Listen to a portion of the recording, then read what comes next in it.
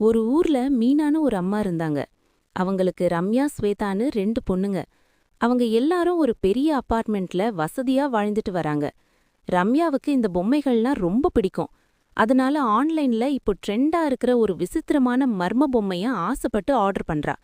அந்த பொம்மை வீட்டுக்கு வந்தப்போ பார்க்க ரொம்ப அழகா மினுமினுன்னு இருந்துச்சு. ஆனா அது வந்ததிலிருந்து அந்த வீட்ல ஏகப்பட்ட விசித்திரமான காரியங்கள் நடக்க ஆரம்பிச்சுது. முதல்ல ரம்யா அந்த பொம்மைய நைட்டு டேபிள் மேல வச்சுட்டு தூங்குவா. ஆனா காலையில பார்த்தா அது தரையில கிடக்கும், இல்லனா மேற பக்கம் திரும்பி இருக்கும். ஒரு நாள் சாயங்காலம் வந்து பார்த்தப்போ அந்த பொம்மை காணாம போயிருந்தது. அப்புறம் தேடி பார்த்தா அது பெட்டுக்கு அடியில கிடக்கு. அதுவும் அந்த பொம்மையோட வயித்துல யாரோ கத்தியால குத்துன மாதிரி ஒரு ரத்தக் கரை இருந்துச்சு. ரம்யா எவ்வளவோ தொடச்சு பார்த்தும் அந்த கரை போகவே இல்ல. அன்னைக்கு நைட்டு ரம்யா தூங்கும்போது ஒரு பயங்கரமான கனவு வருது. அந்த பொம்மை அவ கழுத்த கடிக்கிற மாதிரி பார்த்துட்டு அலறி அடிச்சு எந்திரிக்கிறா. பார்த்தா நிஜமாவே அந்த பொம்மை அவ மேல ஏறி உட்கார்ந்திருக்கு. பயத்துல அதை எடுத்து ஜன்னலுக்கு வெளியே தூக்கி வீசுறா. ஆனா அடுத்த நிமிஷமே அந்த பொம்மை திரும்பவும் டேபிள் மேல வந்து உட்கார்ந்து அவளை பார்த்து பயங்கரமா சிரிக்குது.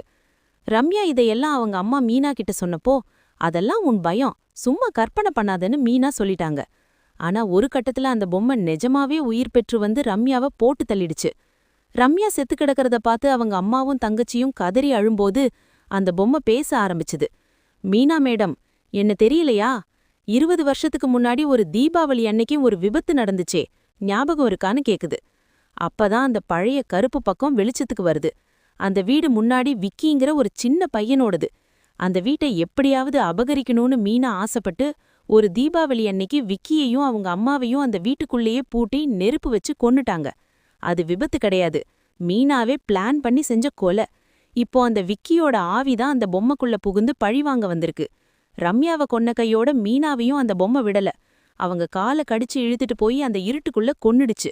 கடைசியா நேஹா மட்டும் பயத்துல கத்தும்போது, இனி நீயும் என் கூடவே தான் இங்க இருக்கணும்னு சொல்லி அவளையும் அந்த வீட்டுக்குள்ளேயே சிறை பிடிச்சிருச்சு அந்த பொம்மை.